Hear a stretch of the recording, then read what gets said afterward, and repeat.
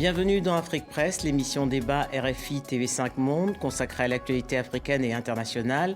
À mes côtés, Hassan Diop de Radio France Internationale, Patricia Alémonière de TF1 et Francis Laloupeau d'Africa numéro 1. Au sommaire, la République centrafricaine, la victoire écrasante de Faustin Archange Touadéra au second tour de l'élection présidentielle face à Anissé Georges Dologuélé. L'ancien et dernier Premier ministre de François Bozizé assure allier à sa cause la majorité des candidats malheureux du premier tour. Ce scrutin met un terme à une longue et difficile période de transition. Outre les défis économiques et sécuritaires qu'il devra relever, le nouveau président devra rassembler un pays meurtri par plusieurs années de crise. Le Sénégal, le Conseil constitutionnel s'oppose à la réduction du mandat présidentiel de 7 à 5 ans pour le mandat en cours, un avis auquel Macky Sall a choisi de se conformer malgré la promesse de campagne faite en 2012. La tenue prochaine d'un référendum prévu le 20 mars devrait permettre aux Sénégalais de se prononcer en faveur ou pas de cette décision. La participation au second tour aura été moins forte qu'au premier tour. Cependant, la victoire de Faustin Archange Touadéra ne souffre d'aucune contestation. Arrivé second au premier tour, il a recueilli 62,7% des suffrages contre 37,2% pour Anissé Georges Dologuélé. Les raisons d'une victoire racontées par Grégory Fontana. On le dit effacé, modeste, il a la réputation d'un homme qui parle peu, mais qui sait écouter, celle aussi d'un véritable bosseur, qualité indispensable dans la Centrafrique d'aujourd'hui. Faustin Archange Touadéra tourne la page de la transition, élu président de la République centrafricaine. Élu à plus de 62% grâce notamment aux voix des électeurs traditionnels de l'ancien président François Bozizé, renversé en 2013 pour qui il a été son tout dernier Premier ministre. 5 ans à la tête de l'exécutif qui en ont fait un candidat populaire pour avoir régularisé le paiement des fonctionnaires et être notamment parvenu au terme de longues médiations à des accords de paix entre pouvoir, opposition, société civile et rébellion.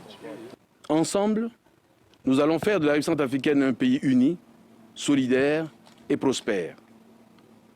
Centrafricains de toutes les régions, de toutes les religions, des différents statuts sociaux, de tous les secteurs d'activité, de toutes les générations, nous allons transformer notre pays en un vaste chantier offrant des opportunités d'emploi aux jeunes, créant de richesses pouvant être redistribuées de manière équitable. Signe peut-être qu'une page est bel et bien en train de se tourner. Anissé Georges Dologuélé n'attend pas la validation des résultats par la Cour constitutionnelle pour reconnaître sa défaite. Il s'engage dans le même temps à n'entamer aucun recours et surtout il s'adresse aux plus jeunes de ses partisans. J'invite mes militants, sympathisants et alliés à garder le calme dans l'esprit de notre devise et à accompagner le nouveau président de la République dans l'œuvre de réconciliation et de redressement de notre cher et beau pays. La réconciliation, le grand dossier sur le bureau du nouveau président, après 2 années de violences interconfessionnelles qui ont fait entre 3 et 6 000 morts dans l'un des pays les plus pauvres du monde, à l'économie complètement dévastée. Hassan Diop, la victoire de Faustin Archange Touadéra est une véritable surprise, car il ne figurait pas parmi les favoris à cette élection. Eh bien, qu'ayant été le dernier Premier ministre de François Bozizé, l'homme jouit d'une forte popularité auprès des Centrafricains.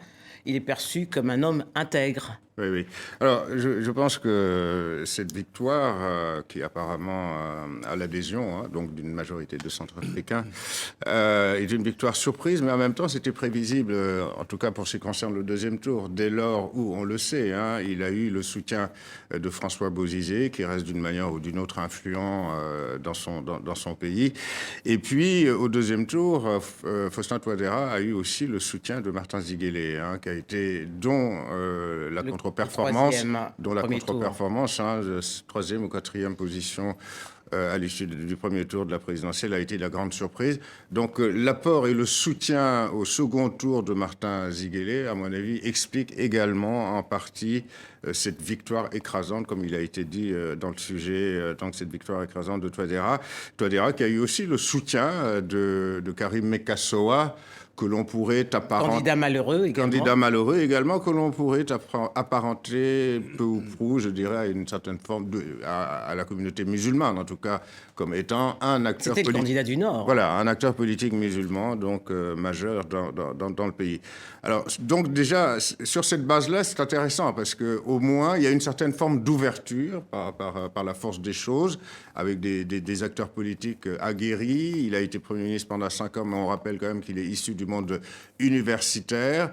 Cela dit, il y a un vaste chantier qui l'attend. Moi, je voudrais plutôt insister à ce stade sur le fait qu'il a intérêt à ne pas commettre d'erreurs. Et à mon avis, ce serait une erreur, par exemple, qui décrète une amnistie générale au bénéfice, par exemple, de protagonistes de la crise. Notamment de François Bozizé. Notamment de François Bozizé, qui l'a soutenu et avec lequel il entretient, semble-t-il, des relations de proximité. Voilà.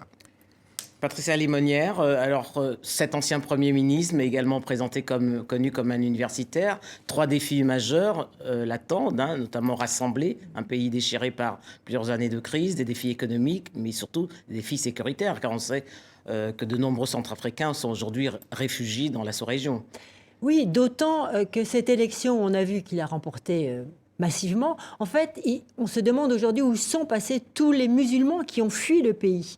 Et un de ses grands défis va être de faire rentrer toute cette population. Et comment va-t-il jouer sur la réconciliation? Parce que je crois que quand on parle de sécurité, la sécurité passe par une forme de réconciliation. Et en étant très loin en Centrafrique de la réconciliation à la sud-africaine qui avait eu lieu sous Mandela. Donc je crois que son premier grand défi sera de voir s'il arrive à faire rentrer cette population qui est partie à l'extérieur, et après comment il joue sur la réconciliation. Mais de quel ressort jouit-il, Francis Laloupeau? Parce qu'on a vu que ses premiers voyages, ses premières visites, il en a rendu une au président de la Guinée équatoriale, mais également à un des parrains de cette transition centrafricaine, Idriss Déby.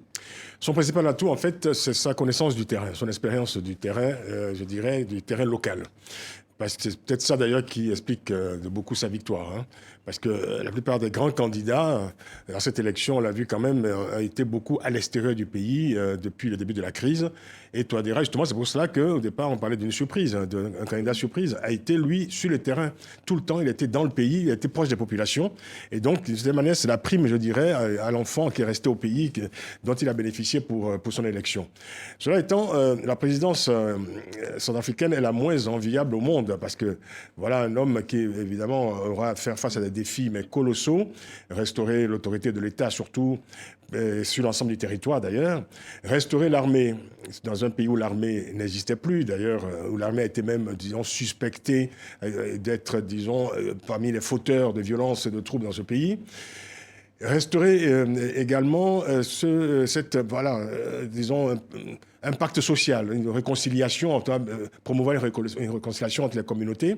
Mais il y a eu un forum qui s'est tenu. Patricia parlait à l'instant, je dirais l'exemple de l'Afrique du Sud. Alors, en Centrafrique, c'est tout à fait différent parce qu'il n'y a pas eu réellement, je dirais, une confrontation entre une partie du pays et une autre. Enfin, il n'y a pas une partie qui a été brimée fortement. Il y a quand même eu une instrumentalisation du communautarisme. Il y a eu une instrumentalisation. Avec les dégâts que l'on connaît. Il y a eu une instrumentalisation, effectivement, mais je pense qu'il n'y a pas eu, je dirais, une partie du pays qui a été durablement, je veux dire, placé sous le joug d'un autre et brimé par une autre durablement.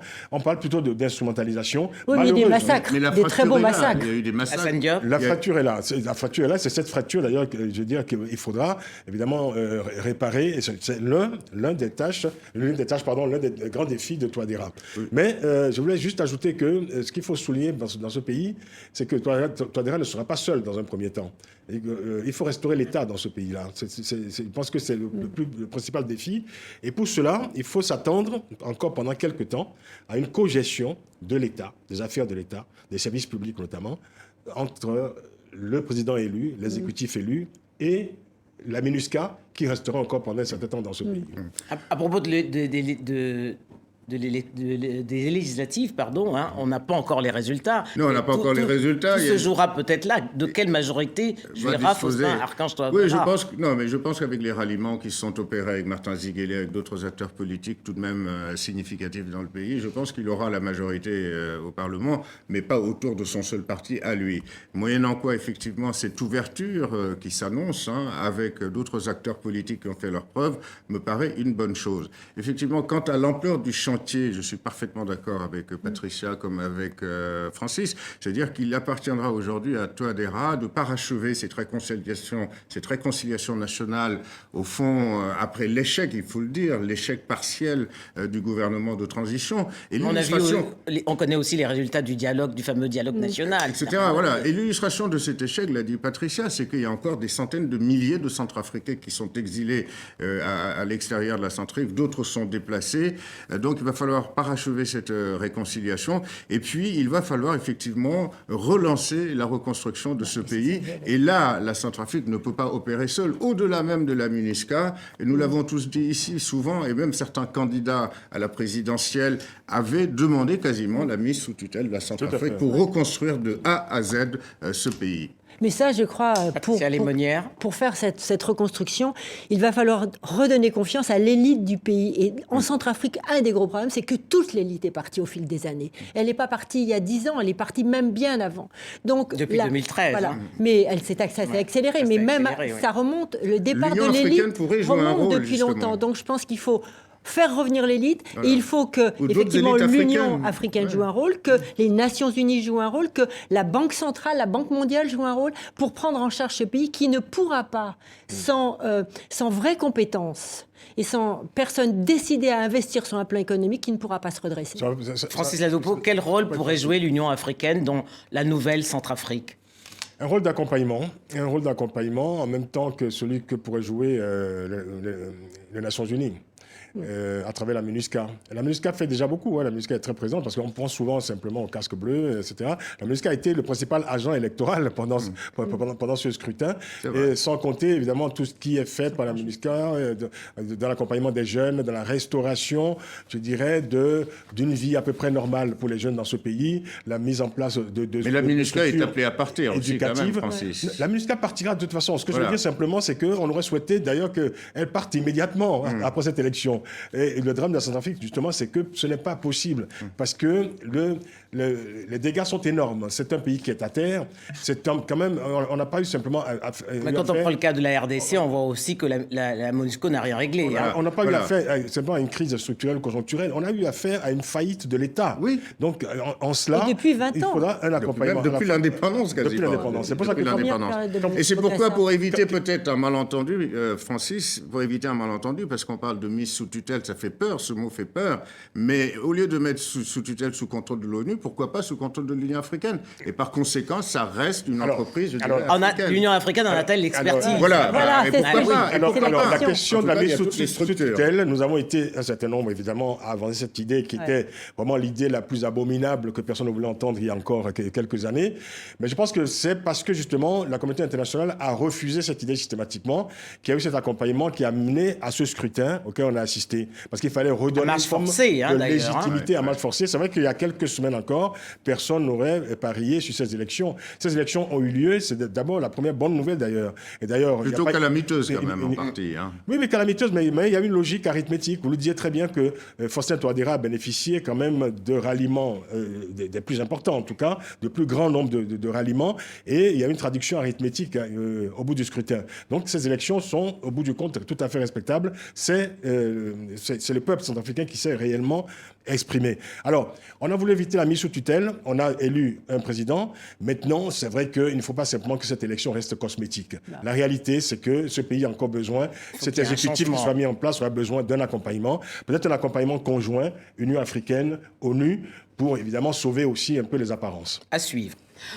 Au Sénégal, au lendemain de l'avis rendu par le Conseil constitutionnel sur la réduction du mandat présidentiel en cours, l'opposition et la société civile dénoncent le non-respect de ces engagements par le président de la République et appellent les Sénégalais à voter non au référendum le 20 mars prochain. Le reportage d'Emmanuel Godard. Ces jours de réunion au Parti démocratique sénégalais. Et sur toutes les lèvres, il n'est question que d'une chose, l'affaire du référendum. Il aura bien lieu le 20 mars prochain pour savoir si le mandat présidentiel doit passer de 7 à 5 ans.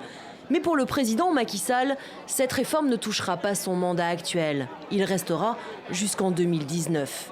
Il s'appuie sur un avis du Conseil constitutionnel pour le justifier. L'opposition est outrée.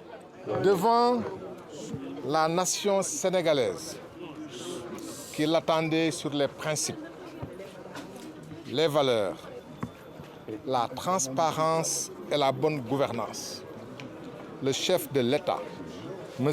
Macky Sall, a manqué à son devoir, tant il a renié ses engagements et revenu sur la parole donnée au peuple et au monde entier. Le Parti démocratique sénégalais a appelé au boycott de ce référendum. Les représentants des droits de l'homme sont eux aussi montés au créneau. La parole, elle est sacrée. Voter non, c'est tout simplement montrer l'indignation du peuple sénégalais par rapport à la déception qui aujourd'hui les anime. Parce que le président n'a pas respecté son engagement. On sent de la manipulation et le peuple sénégalais n'accepte jamais la manipulation. Réunion encore, cette fois des représentants de l'opposition et de la société civile.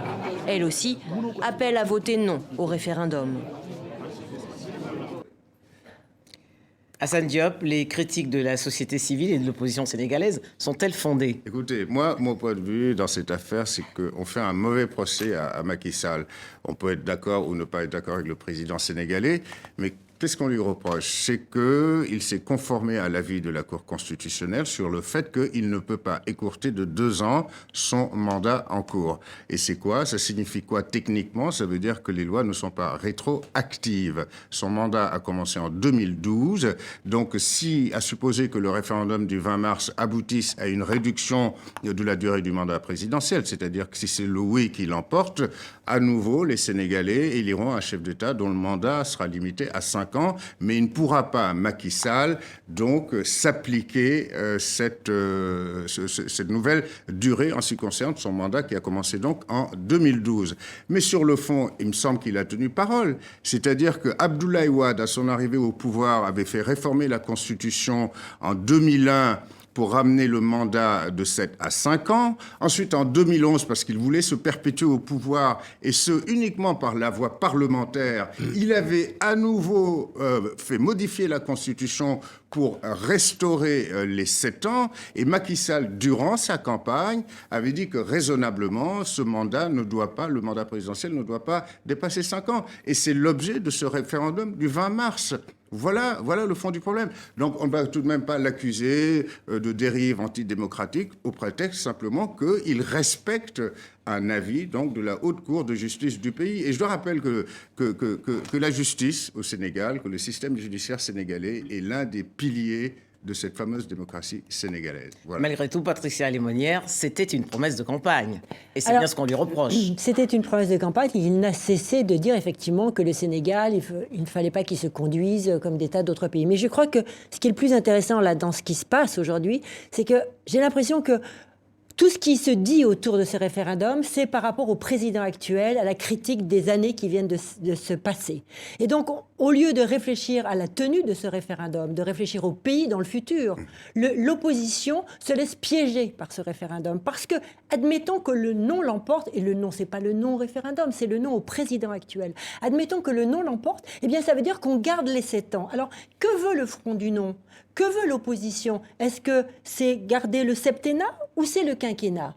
Et là, je pense qu'elle ferait mieux de poser une question au président actuel, à Macky Sall, elle ferait mieux de lui demander, mais si le quinquennat, si le référendum, si on vote oui, est-ce que vous allez vous présenter 2 fois sur 5 ans? Donc faire un mandat de 7 plus 5 plus 1, ou vous engagez-vous à ne rester qu'une fois 5 ans? Et c'est ça la vraie question que devrait poser l'opposition. Mais en revanche, si on applique le non, si le non l'emporte, c'est que les Sénégalais choisissent d'appliquer maintenant le quinquennat. Oui, mais enfin, c'est pas aux Sénégalais. C'est pas aux Sénégalais Mais il y a la Haute Cour, c'est à la Haute Cour de le dire, Denis. C'est pas aux Sénégalais au niveau de l'opinion. Leur opinion est demandée. Alors, il ne faut pas oublier que dans ce référendum, il y a d'autres choses qui sont proposées quand même dans ce texte, autre que la durée du mandat. La durée du mandat. Alors, c'est vrai que moi, j'ai un peu de mal à suivre les arguments qui sont développés par l'opposition. Parce que avant même que le Conseil constitutionnel donne son avis, l'opposition considérait que le mandat de Macky Sall allait se terminer l'année prochaine. Et que de toute façon, il fallait qu'il arrête de gouverner et qu'il se présente l'année prochaine. En même thèse était contre l'initiative de la réduction du mandat. Alors, je pense qu'il y a un contexte. Dans un premier temps, c'est vrai que l'affaire a suscité un certain enthousiasme, parce qu'il ne faut quand même pas oublier qu'on est dans un contexte aujourd'hui en Afrique où on assiste à des manipulations opportunistes de la Constitution pour des régimes qui ont plutôt tendance à vouloir se maintenir indéfiniment au pouvoir. Et voilà qu'un chef de l'État au Sénégal, au demeurant, décide de réduire son mandat. La chose était présentée ainsi, c'était suffisamment, important pour qu'on le considère d'ailleurs comme un acte historique. Mais il se fait qu'on est dans un contexte institutionnel et qu'il y a un conseil constitutionnel donc, qui donne son avis. Vous savez, rétrospectivement, au fond, cette affaire ne pouvait déboucher que sur l'avis donné par le Conseil. Parce que si le Conseil, disons, validait l'idée qu'on puisse réduire un mandat en cours de mandat, ça veut dire aussi qu'on peut également inverser la donne et autoriser le moment venu un autre chef d'État qui déciderait de prolonger son mandat au sommet de l'État. C'est une logique institutionnelle et l'avis du Conseil, de ce point de vue-là, était un avis absolument logique. Alors on a reproché ensuite à Macky Sall... Même si le président de l'Assemblée nationale dit que c'est un avis consultatif. Voilà. Alors quand on dit, voilà, c'est un avis consultatif, c'est vrai que Macky Sall n'a pas beaucoup insisté, qu'il a considéré que l'affaire était close et c'est ce que certains reprochent au président, d'avoir évidemment disons, tout d'un coup, intégrer l'avis du Conseil constitutionnel comme étant une décision définitive, comme quoi... Non, il dit simplement qu'il se conforme à la justice, il se conforme à l'avis de la haute cour. Mais le référendum n'est pas sur l'avis du Conseil constitutionnel, il est sur des tas de... Absolument, absolument. Alors, c'est vrai que depuis quelques jours, sur les réseaux sociaux, évidemment, les colibés fusent contre Macky Sall. Je pense qu'en fait, comme disait Patricia, on est en train de faire finalement le procès du mandat en cours de Macky Sall et cette affaire, au fond, sert de prétexte pour faire un référendum contre ou pour Macky Sall. Hassan Diop, mais ce qu'on constate quand même, c'est que depuis 1993, la constitution sénégalaise n'a cessé de changer au gré des présidents sur la durée du mandat. Vous rappelez le cas d'Abdoulaye Wade, mais en 1993 également, Abdou Diouf.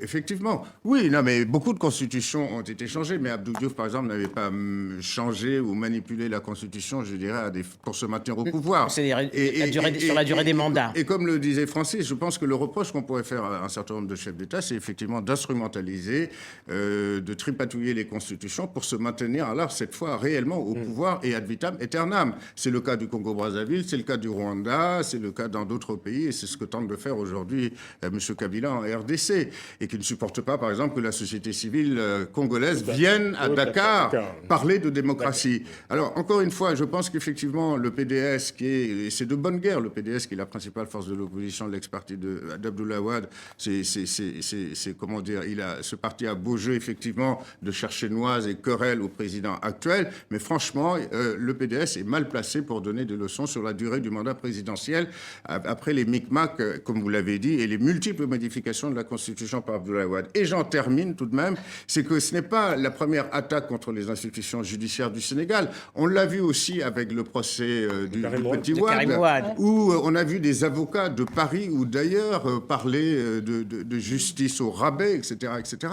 Je pense qu'il faut faire attention. Encore une fois, quand on se souvient de personnalités comme Kebambaye, qui ont dirigé la Cour suprême au Sénégal, etc., le Sénégal, encore une fois, la justice sénégalaise est considérée comme une bonne justice, comme une justice démocratique, et celui qui est le garant de la justice et surtout de la Constitution se doit, à mon avis, respecter cette justice. Cette justice est plus respectable qu'ailleurs. Patricia Lémonière. Moi, ce que j'ai envie de dire, c'est qu'il faut faire aussi attention quand on propose des référendums. Le référendum, on le sait, c'est souvent oui ou non pour celui qui le propose. Et la question que je me pose aujourd'hui... et qu'adviendra-t-il, justement? Qu'adviendra-t-il si c'est le non qui l'emporte? Est-ce que le président va la jouer à De Gaulle? Il va dire très bien, je vous ai compris, bye bye. Je démissionne et je me représente. Voilà. Ou est-ce que... qu'est-ce qui va se passer si un non? Parce que ça sera un non de défi au chef d'État actuel. Et un double désaveu, à la fois pour lui et pour la Cour. Et puis grave pour le pays, pour la Constitution à venir. Francis Laloupeau. Cela dit, on ne va pas le reprocher au bout du compte, il n'aurait pas tenu une promesse de campagne, parce que cette promesse, au fond, a été tenue dès lors que cette proposition a été faite et ce référendum est une manière de respecter un engagement de campagne. C'est important. Comme le disait Hassan, c'est vrai que pour le PDS, en tout cas pour l'opposition, le PDS en particulier, il n'y a pas de petit profit. D'une certaine manière, il fallait trouver, je dirais, si je puis dire, un os à ronger. Je pense que de ce point de vue-là, Macky Sall a donné de quoi, évidemment, alimenter l'opposition, les querelles de l'opposition aujourd'hui. Je pense qu'en fait, tout simplement, cela est symptomatique aussi d'une situation au Sénégal. C'est la difficulté du PDS à préparer l'alternance éventuelle, à se mettre, je dirais, en ordre de bataille pour la prochaine présidentielle, puisque son président fondateur, Abdoulaye Wade, continue à diriger le pays. Mais son candidat est en prison. Son candidat est en prison. Il y a une difficulté, je veux dire, à faire émerger du sein même de ce parti de nouvelles figures pour continuer, je dirais, à pérenniser l'action de ce parti. Je crois qu'il y a une difficulté existentielle même pour le PDS. Et de ce point de vue-là, cette querelle à laquelle nous assistons est une petite querelle. On parle de querelle picrocolline, hein, c'est bien le cas de le dire. Et c'est à cela que nous assistons aujourd'hui. Mais pourquoi le Sénégal, juste une petite mot, ne s'est pas appuyé sur son Parlement? Pourquoi le Parlement ne joue-t-il pas un rôle dans la réforme de la Constitution? Une question qu'on posera aux parlementaires sénégalais. Mais c'est déjà bien de faire un référendum, c'est le peuple. C'est très bien, ça montre la vitalité de la démocratie sénégalaise. C'est la fin d'Afrique Presse. Merci à Hassan Diop de Radio France Internationale, à Patricia Alémonière de TF1 et à Francis Laloupeau d'Africa numéro 1. Vous pouvez revoir cette émission sur les sites de RFI et de TV5 Monde. Merci de votre fidélité.